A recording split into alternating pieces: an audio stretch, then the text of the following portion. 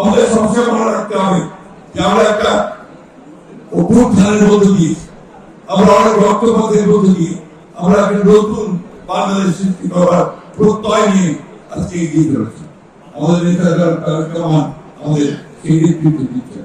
আমি এই ইফতারের আগে বেশি কথা বলতে চাই না, বলতে চাই যে আজকে বর্ণ, গোত্র, ধর্ম সব কিছুকে একত্রিত করে সকলকে সঙ্গে নিয়ে জাতীয় ঐক্য সৃষ্টি করে আমাদেরকে আমাদের জাতি গঠনের ক্ষেত্রে এগিয়ে যেতে হবে। আমরা কোনদিকে হার মানিনি, আমরা হার মানব না। আমরা 1971 সালে আমাদের স্বাধীনতা দিয়ে যেত না, 90 যেত না এবং 52 যেত না এবং সবশেষে আমাদের জুলাই যুদ্ধে যেত না। সেই ক্ষেত্রে ধারণ করে আমরা আমাদের জাতি গঠনের সামনের দিকে এগিয়ে যাব।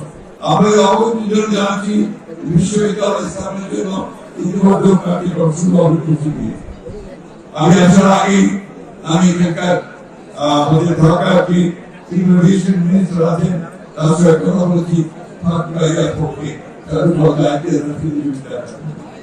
আমরা বলেছিলাম সেই লক্ষ্য আমরা কাজ শুরু করি আমাদের কিন্তু এখন 15 দিনে পাওয়া হয়। অর্থাৎ আমরা কিন্তু যে লক্ষ্যে পৌঁছতে চাই সেই লক্ষ্যে পৌঁছার জন্য আমরা অত্যন্ত দ্রুততার সঙ্গে কাজ করে যাচ্ছি।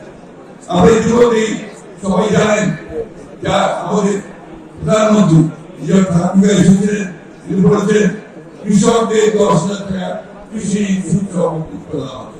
এই কৃষকের 10,000 টাকা কৃষি ঋণ সুদ সহ মুক্ত করা হবে। সুতরাং আমরা যে কথাগুলো বলেছিলাম সেই কথাগুলো বাস্তবায়িত করার লক্ষ্যে আমরা দ্রুততার সঙ্গে এগিয়ে যাচ্ছি। ভালো কলেজ, স্কুল প্রতিষ্ঠা করেছে, হাসপাতাল প্রতিষ্ঠা করেছে। আমার বিশ্বাস যে আমরা এই ধরনের যে সামাজিক কার্যক্রম করছে আমাদের এলাকার মানুষ উপভোগ করে। আমরা জানি যে আমরা ঠাকুরগাঁয়ের মানুষ। আমি আপনাদের প্রতি আমার কৃতজ্ঞতা জানাতে চাই। আমার ঋণ কথা আমি আপনাদের জানাতে চাই যে আপনারা আমাকে বরাবরই সমর্থন দিয়েছিলেন এবং সমর্থন দিয়ে আপনারা আমাকে আমি জায়গায় এসেছি সেই জায়গায় আসার সুযোগ করে দিয়েছেন।